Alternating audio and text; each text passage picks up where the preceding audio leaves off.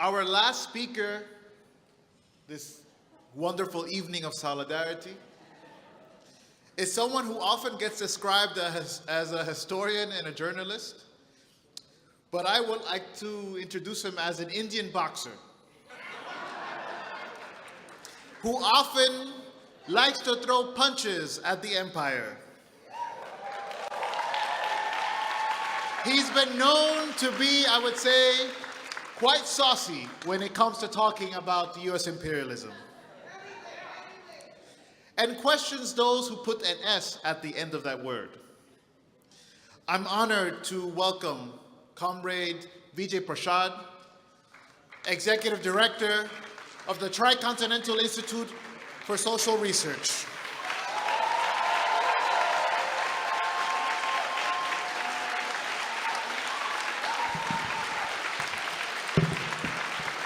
Good evening. Nice to be with you. Good evening. Good evening. Good evening.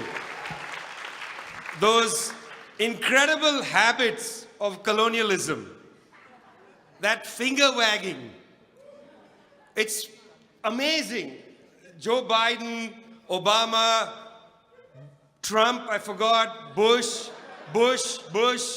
Clinton, and so on.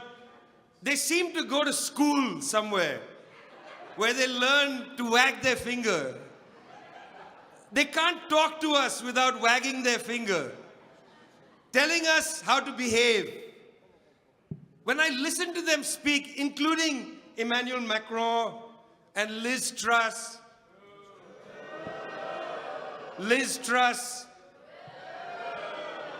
even the Queen of England met Liz Truss and died. Within hours of meeting her, she couldn't take it anymore.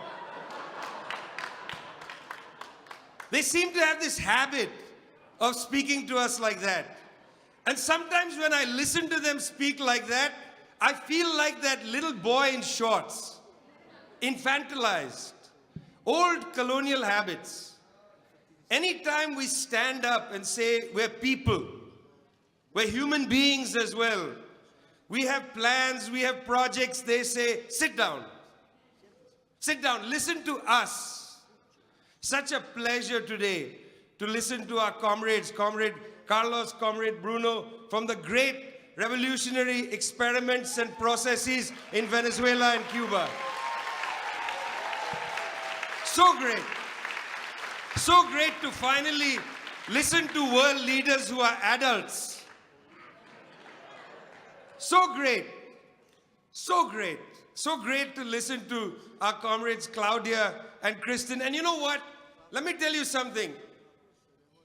When I say that they have this habit of wagging their fingers, I also want to say they're deeply mediocre people. You know, Joe Biden is a deeply mediocre man. There's something deeply unsettling about how mediocre the leaders of the United States are. I mean, look at Ted Cruz. What is this? Who are these people? And in a way, it's the people of the United States that's failing themselves. When you have the possibility of electing Claudia and Kristen to be your president and vice president, instead of amazing people like this, you send Joe Biden to what they call the White House.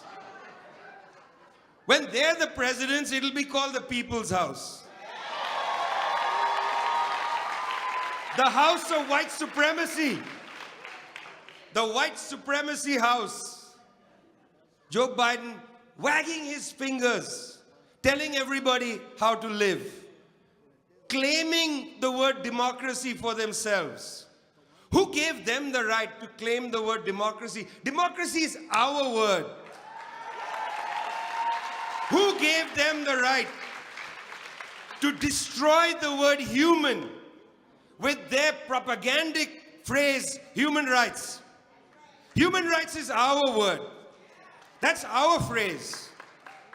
They shouldn't sully these words in their mouths. Democracy. What democracy? What democracy? The democracy of money. The democracy of money. Buying elections. Bribing politicians. That's this democracy. How can you claim to be a democracy when you have people who are hungry in your country? How can you claim to be a democracy when you have people who are hungry in your country? How is that a democracy? What kind of perversion makes you say democracy when you allow people to be hungry, when you allow them to have no houses, when you allow them to take refuge in cocaine? And then you go and bomb Colombia. What gives you the right to use the word democracy? Next year is the 200th anniversary. 200 years. It's the 200th anniversary of the dreaded Monroe Doctrine. 200 years ago, the United States decided that it owns the Americas. And by the way, it was not just a speech made by James Monroe. Shortly thereafter, the United States conducted a war of aggression. Did you hear Biden say the United States never conducted a war of aggression? Mediocre. Mediocre. Lying about his own history. I know his history better than him. Mediocre. Unimpressive. Lying about his history.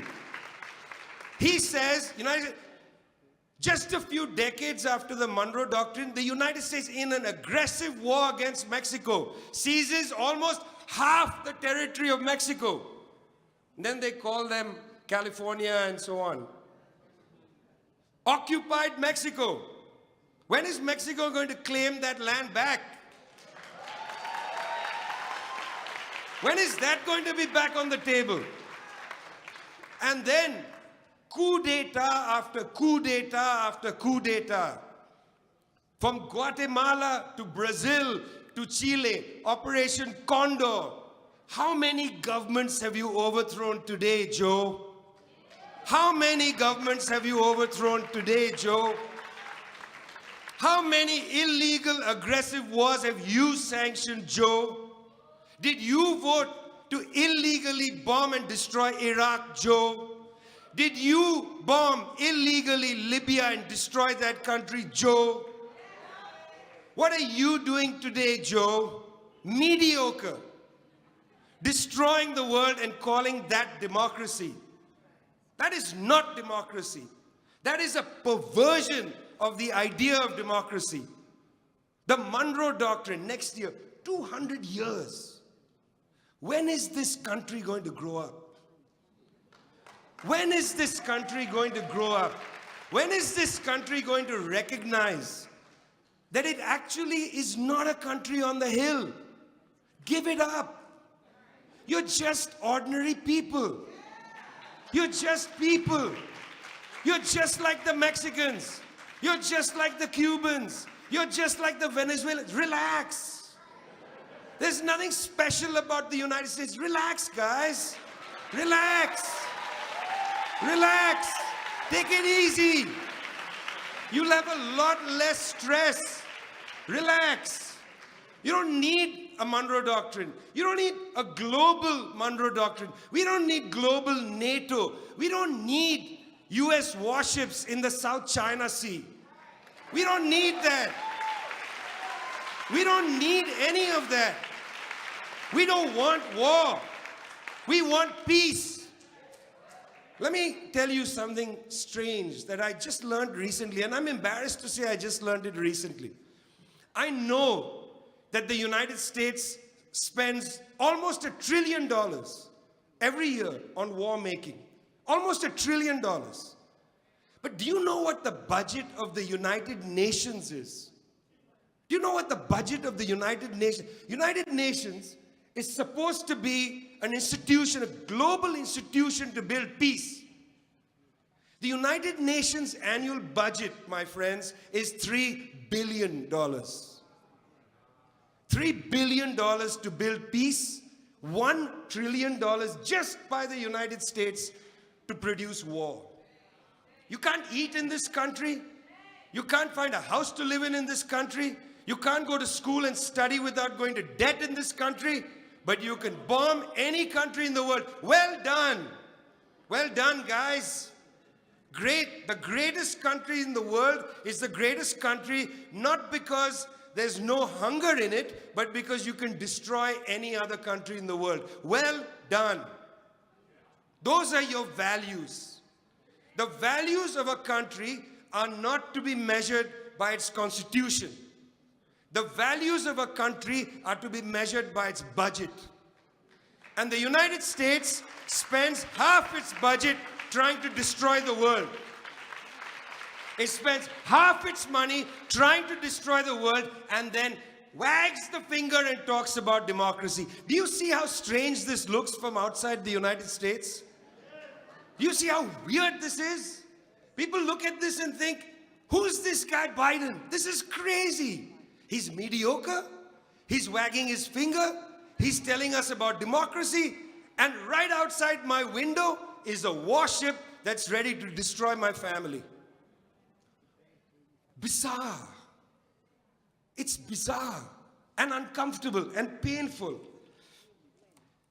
I'm speaking to you on behalf of another process.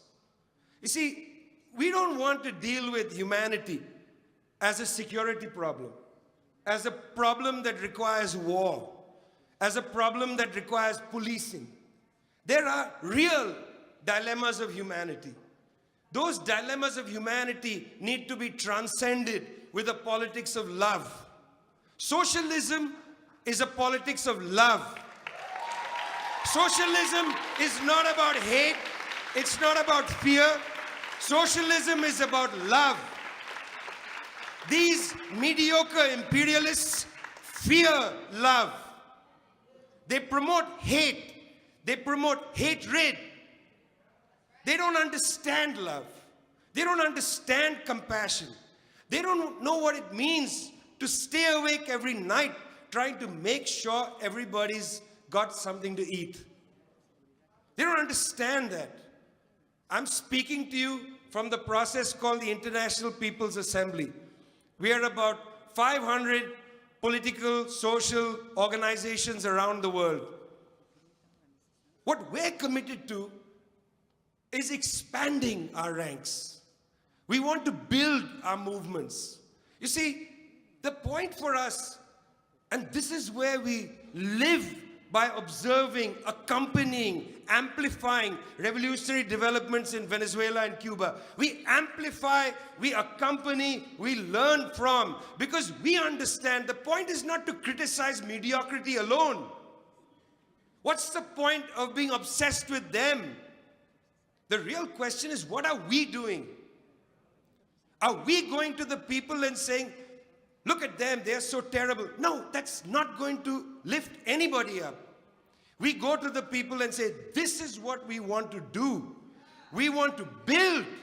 We want to build with love. We want socialism.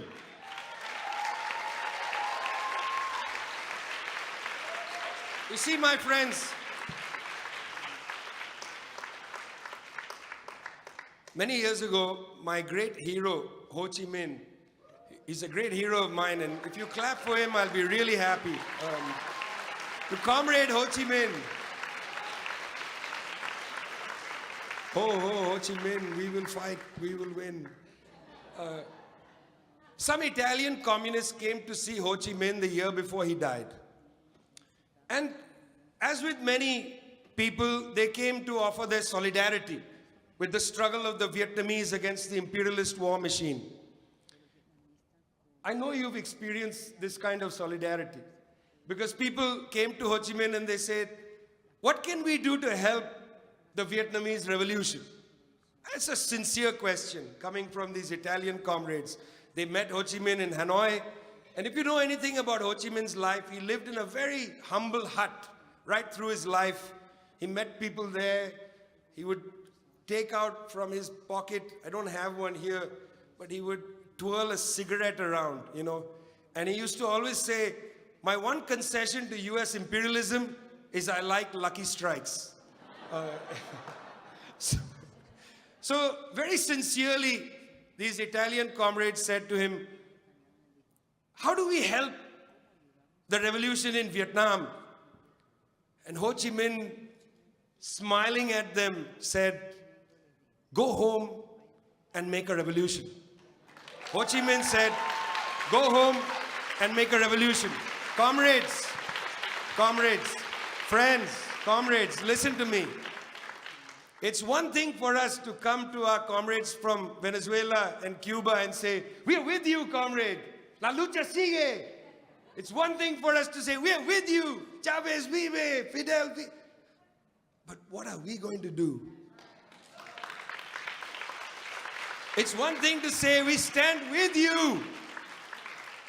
And it's another thing for you to say, I'm going to get this mediocre shit out of my lives. I'm going to get this mediocre shit out of my lives.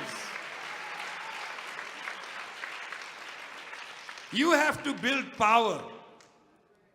We want to win.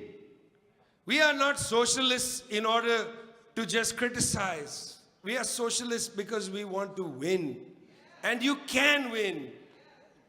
You can win. You must win. You must win. My friends, socialism might be love. Socialism might be a process. Socialism might be wise, but it has to also be secured. It's not a choice that comes before us. Rosa Luxemburg said, it's either socialism or barbarism. You know, it's really interesting. Every time an American president takes office, you always think this is the worst it's ever going to be.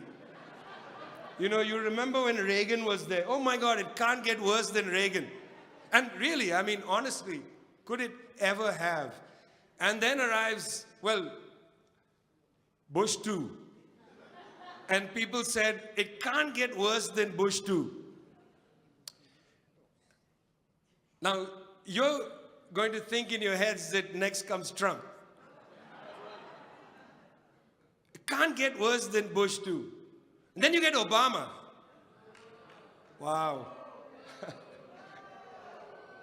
Every time there's a US president, it seems to get worse and worse. Every time there's a US president, it seems to get worse and worse. So when Rosa Luxemburg said many years ago, it's socialism or barbarism, when Trump was the president, I thought, this is it. This is barbarism. The choice has been made. There's no more choice between socialism and barbarism. This is barbarism. But friends, the choice is not made. Because humans are obstinate. And we have to fight. And we will fight. And we will fight because socialism isn't a choice, Rosa. Socialism is not a choice, Rosa. Socialism is a necessity. Thank you very much.